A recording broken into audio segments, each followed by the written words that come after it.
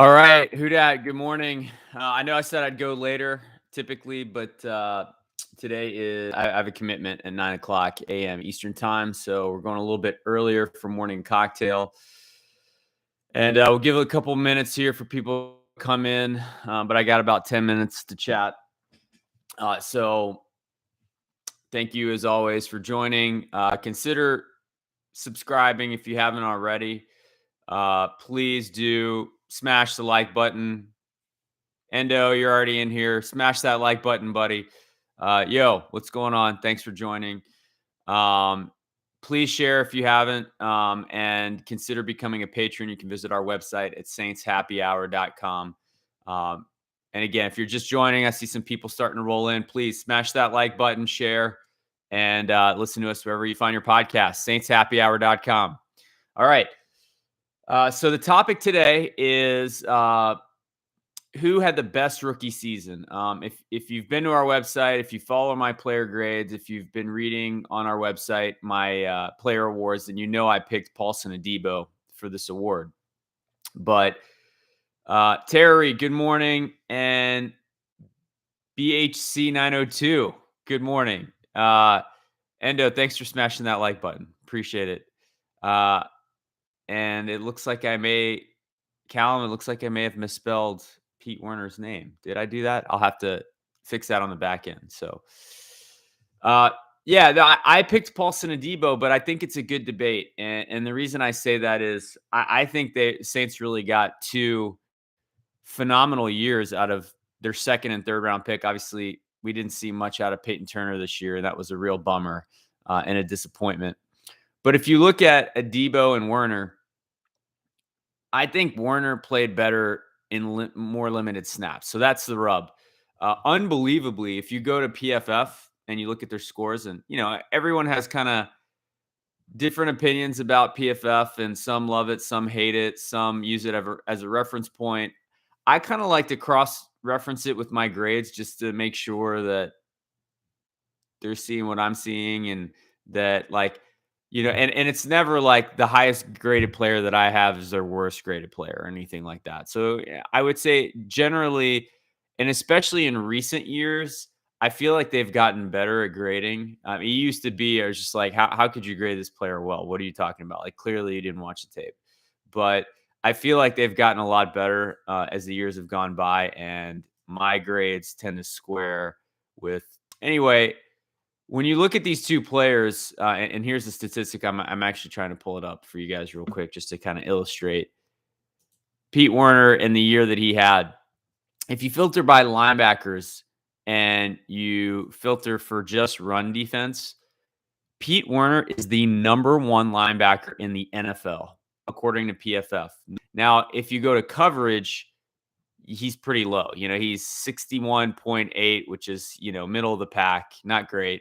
Pass rush wasn't very good as well, but his overall grade is fourth best of all linebackers because he has that number one run. And look, it's limited snaps, right? He played 394 snaps.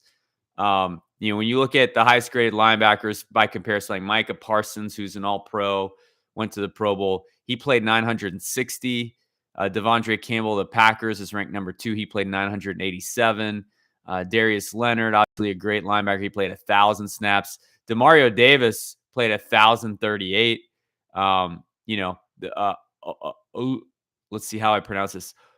This is like a Ralph moment for me. The Falcons linebacker, Oliokun, I don't know. He had the most snaps. Devin White had the second most. They both had 1,148 and 1,146. So, 1,000 snaps is a ton for a linebacker. And by comparison, if you look at Werner, he only had 386. So it's a limited sample size. And I think that's the caveat here is that, and this is why I would pick Adebo. And obviously Adebo started all year. He played 17 games despite not being vaccinated. A lot more up and downs for Adebo.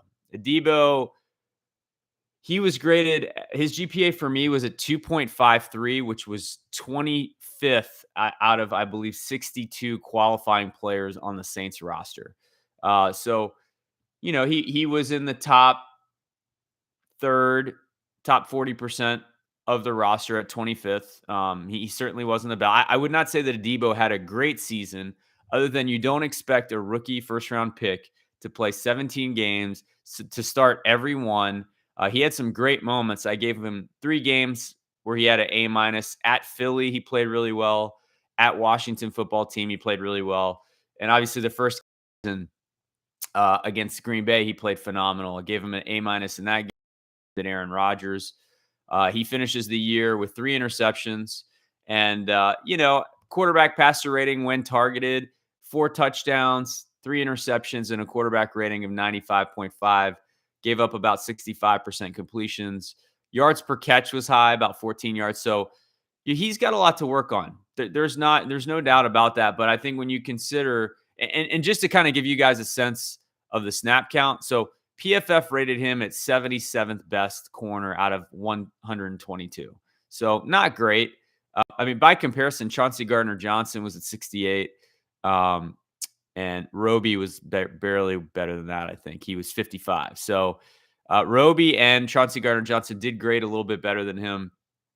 But he had 851 snaps. So I think when you consider that he had more than double the amount of snaps that Werner did on defense, I think you kind of have to say that, yes, Adebo contributed a little bit more defensively to the Saints, maybe than what we saw from Werner when you consider the sample.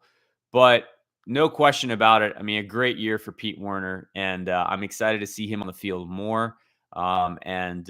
These two guys, now as you look into the future and kind of the landscape of the franchise, I really think these are going to be pillars and mainstays in this defense for a long time to come. So 2 really great draft picks, and it's great that we're debating and having to talk about which one you liked better. So let me know in the chat. I'd be curious to see if you have a different opinion, if you would have picked Werner over Adebo.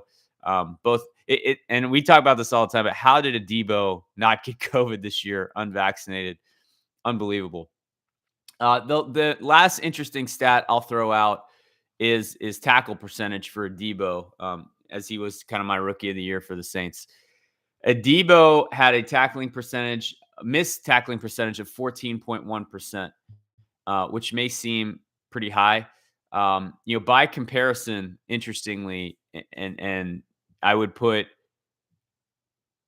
Lattimore in the elite category of tacklers. In terms of a cornerback tackler, he was at about 4.4% missed tackles. So when you talk about elite tackling, that's what Lattimore gives you. And that's part of why he's so good. 4.4, 7 penalties on the year, not bad. But I think obviously there's some moments where you want to improve. But 14.1% with 10 missed tackles on the season. That was Adebo's stats. With Lattimore, 4.4 missed tackle percentage. That was lowest on the team. But then Roby was at 19.2 and CD Deuce was at 20.4. So Adebo actually had a better season tackling than Roby and Gardner-Johnson, who missed tackles at a much higher rate. And you guys have heard me talk about Gardner-Johnson before. Playmaker, ball hawk, great trash talker. In some ways, a big X factor and heart and soul for the defense. But he will miss tackles. He is a spotty tackler, and his coverage is a little shaky at times. So I think, Adebo will only get more consistent. Let's go to the comments real quick. Jonathan, good morning. Derek, good morning. CK, good morning. CK is just happy the Saints may actually have hit on a linebacker in the draft. Yeah, you have to go back to Mark Fields. Unless we're going to count Anzalone, which I don't count. You have to go back to Mark Fields for the last Saints drafted linebacker that made a Pro Bowl, which was in the 90s. So, maybe Pete Werner becomes that guy. He certainly showed signs that he could be. And at the very least, it seems like a hit in the draft. I agree. So, Jonathan says Lattimore's a dog. Not many cornerbacks like contact like him. He completely agree. Very physical player, which, the Saints love. BHC says that he kind of worries that Adebo will always give great plays, but might not be consistent. When you have Lattimore on the other side and you have Marcus Williams as a safety and Malcolm Jenkins is next to you and Chauncey, there's not a lot of places to go with the ball if you're a quarterback. So he's going to get tested. I don't see that really changing. But what was really interesting early in the year is Lattimore, until they kind of shored up and patched up that area of the defense, Lattimore was getting targeted a lot on those crossing routes because he was being left on an island. And if the linebackers didn't sink, if they were blitzing, because the Saints love to blitz with DeMario and Quan Alexander, then you'd have this big open space in the middle of the field. And if Lattimore's in man press with a quick, twitchy receiver, he's able to kind of run this crossing route across the middle of the field. And the Saints were getting killed on that earlier in the season. So they fixed that hole in the defense, and we saw Adebo start to get attacked and targeted a lot more. Matt Ryan probably went after him more than anyone. And so with a lot of success. And I will say, for him to get that interception, I don't know if you guys remember in the second game, that sick one-handed interception, last game of the season, that was huge. And I think that was big for me, seeing a cornerback develop, progress, and show that he's learning. Adebo strikes me as an incredibly smart player. You'll remember when the Saints drafted him, he sat out for a year, and then he sat out of college football for a year, and the coaching staff basically said, like, this guy's a project. It's going to take us a while to onboard him. So for him to be able to adapt that quickly to life in the NFL, become a star. Now, he got a little lucky because Patrick Robinson retired, Crawley got injured, and Crawley was probably penciled in as a starter at the end of camp, at the end of preseason. And, a few things happen. I think, I forget the Jets corner that we got, the nickel guy. I forget his name, but he got injured as well. He was a guy that was in the mix. And so Adebo basically was a starter by default. And they fast-tracked trading for Roby with the idea that he was going to be the starter. But Adebo played so well, they just stuck with him.